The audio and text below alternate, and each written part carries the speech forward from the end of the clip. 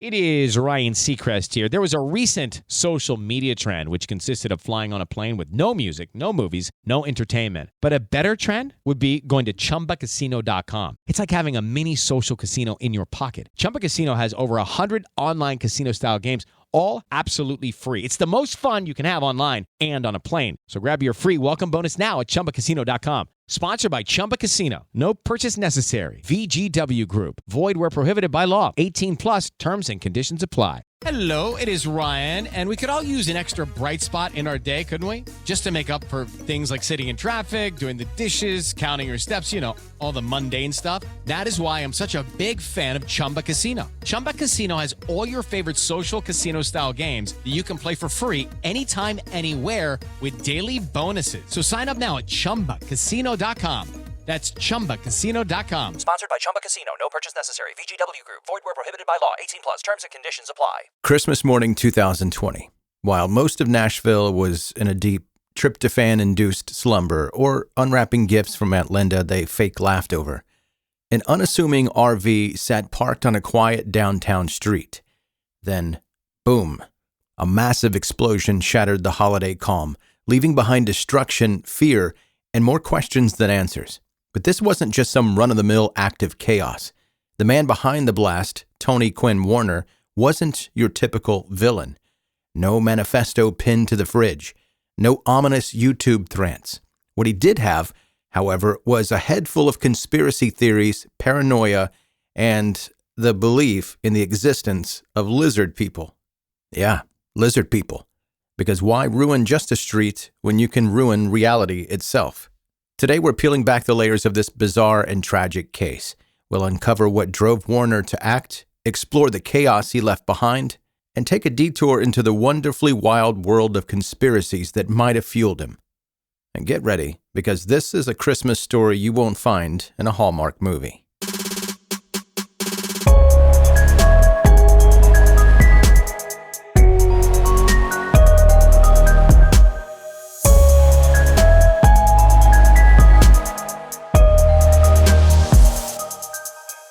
December 25th, 2020 started like any other Christmas morning in downtown Nashville. Quiet streets, twinkling lights, and the occasional whiff of regret from last-minute shoppers the night before. But this year, something didn't fit. Parked outside the AT&T building on 2nd Avenue was an RV, a little too inconspicuous for the drama it was about to unleash. At first, nothing seemed odd.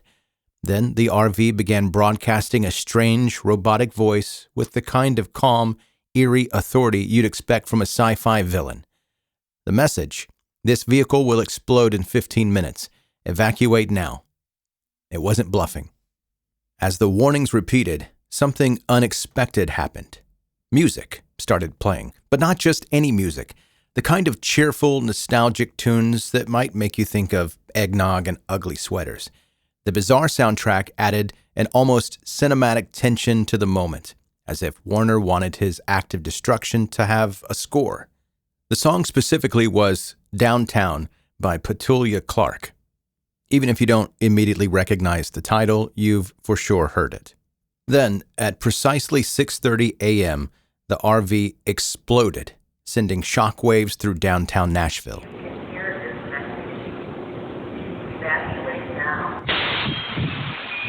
The blast destroyed storefronts, shattered windows for blocks, and caused significant damage to the AT&T building, disrupting communication networks across multiple states. Fortunately, the chilling warning and early evacuation meant that no one died, except for Warner himself, a fact that left authorities relieved but also scratching their heads. Why target the AT&T building? Was it a grudge, a statement, or something even stranger? The damage was done, but the real mystery was just beginning.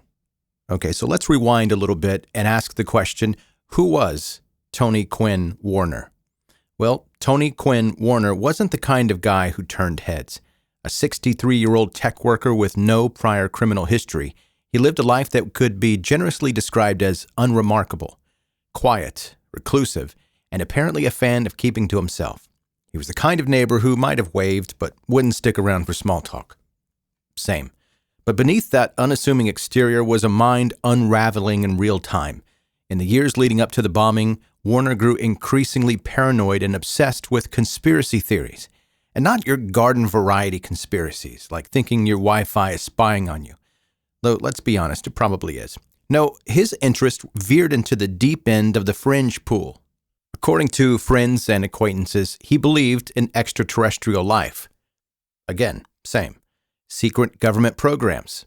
And most notably, the infamous theory about shape-shifting reptilian overlords, aka lizard people. Yeah, he was convinced that there's a cabal of reptilian beings controlling the world's governments, media, and probably his Netflix recommendations. And like all good conspiracy theorists, Warner had receipts, or at least he thought he had receipts. He spent hours researching, connecting imaginary dots, and diving deeper into rabbit holes that had no bottom. As Hulu's Out There, Crimes of the Paranormal points out, Warner's belief in lizard people wasn't just a quirky hobby. It became a central part of how he saw the world, fueling his distrust of institutions and driving him further from reality. People who knew him started noticing the shift. He became withdrawn, his conversations peppered with bizarre claims and a growing sense of hostility toward anything resembling authority. It wasn't just paranoia, it was paranoia with a purpose. Warner believed that he was seeing the truth the rest of us were too blind to understand. And that truth, he thought, demanded action. But what made a quiet, tech-savvy loner transform into the mastermind of a Christmas morning bombing? The answers lie in the conspiracies that consumed him and the warped logic that led him to act. Let's talk about lizard people. Because what's a story about a Christmas morning bombing without a detour into the reptilian ruling class? The idea of lizard people was popularized by David Icke, a former sports broadcaster turned professional conspiracy theorist. According to Icke, the world's most powerful individuals, think politicians, media moguls, and that one friend who always wins at trivia, they're actually shape-shifting reptilian aliens. These creatures allegedly operate a shadow government, manipulating humanity from the sidelines. Why? Because apparently world domination is just what you do when you've got scales and a superiority complex. For most people, this theory is a source of ridicule, the kind of thing you hear about on late-night TV and you promptly forget about. But for Tony Warner, it became something else entirely, a cornerstone of his worldview. He reportedly believed these lizard overlords were not only real, but deeply entrenched in the systems that controlled our lives. And he wasn't content to just stew about it in silence. His targeting of the AT&T building wasn't random. As highlighted by that show on Hulu, Out There, Crimes of the Paranormal, Warner likely viewed the telecom giant as a key player in the government surveillance apparatus, which, in his mind, was controlled by, you guessed it, lizard people. The warning broadcast from his RV, that wasn't just about saving lives. It was about making a statement. He believed he was exposing the truth, forcing people to wake up to the dangers lurking in plain sight. The terrifying thing about conspiracy theories is how far they can twist reality, turning speculation into certainty and certainty into action. For Warner, the lizard people weren't just an abstract concept. They were a tangible threat that required a response. And so, what began as a bizarre belief system spiraled into a real-world act of destruction. It's easy to laugh about the absurdity of lizard people and that theory, because, let's face it, it is kind of ridiculous. But Warner's story is a stark reminder that for some, these ideas aren't just harmless nonsense. They are fuel for paranoia, isolation, and in this case, tragedy.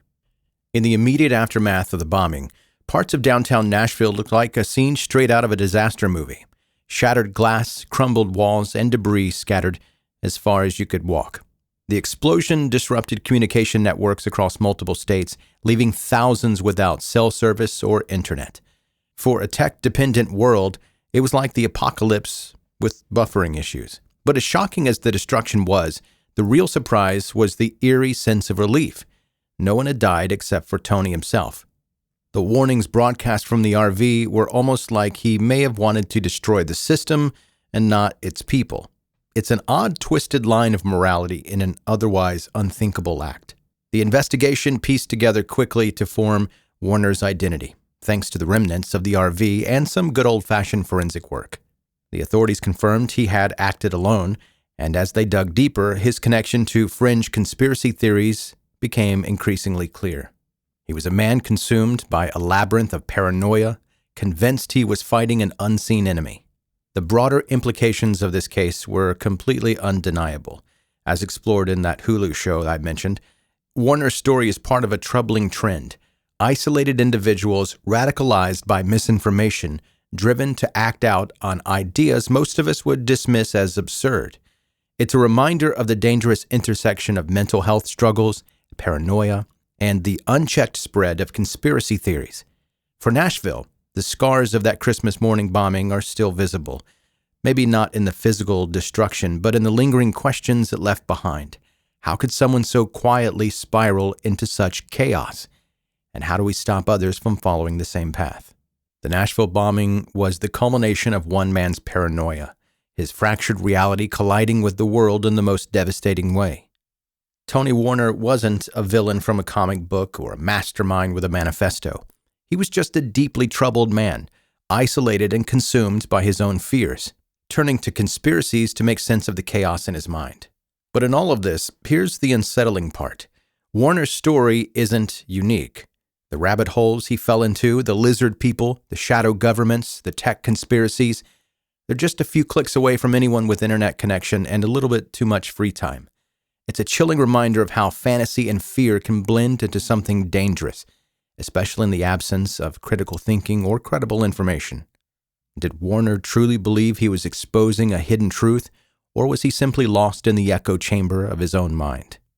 In the end, his story serves as a cautionary tale about the power of unchecked misinformation and the importance of questioning what we choose to believe.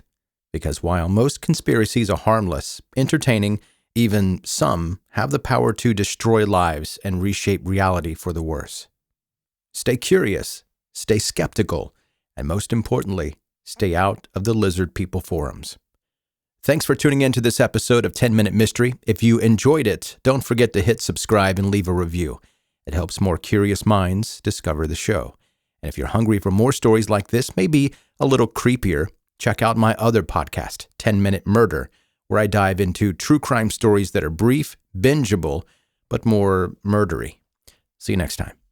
How to have fun, anytime, anywhere. Step 1. Go to ChumbaCasino.com. ChumbaCasino.com. Got it. Step 2. Collect your welcome bonus. Come to Papa welcome bonus. Step 3. Play hundreds of casino-style games for free. That's a lot of games. All for free? Step 4. Unleash your excitement. Woohoo! Chumba Casino has been delivering thrills for over a decade. So claim your free welcome bonus now and live the Chumba life. Visit ChumbaCasino.com. VGW Group. No purchase necessary. Void where prohibited by law. See terms and conditions. 18+.